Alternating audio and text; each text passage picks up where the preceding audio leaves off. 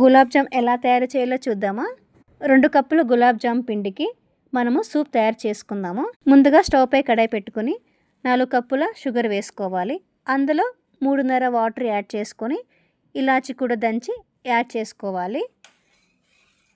Stove వెలిగించుకొని soup ready చేసుకోవాలి. Soup మరీ తీగగా ఉండాల్సిన అవసరం లేదు, జస్ట్ స్టిక్కీగా ఉంటే సరిపోతుంది. సూప్ రెడీ అయిపోయింది. దీన్ని పక్కన పెట్టుకుందాము. ఇప్పుడు మనం పిండి కలుపుకుందాము. 2 కప్పుల గులాబ్ జామ్ పిండికి 1/2 కప్పు మిల్క్ అయినా సరే, వాటర్ అయినా సరే సరిపోతుంది. నేనేం చేశానంటే కొంచెం పాలు, కొంచెము వాటర్ తీసుకొని హాఫ్గా తీసుకొని పిండి కలుపుకున్నాను.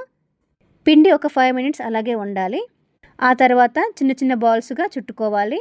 బాల్స్ చేసేటప్పుడు నొక్కుతూ చుట్టుకోవాలి, ఎందుకంటే మధ్య మధ్య లంప్స్ లేకుండా గులాబ్ జాము ఆయిల్లో వేయగానే విరిగిపోకుండా ఉంటుంది.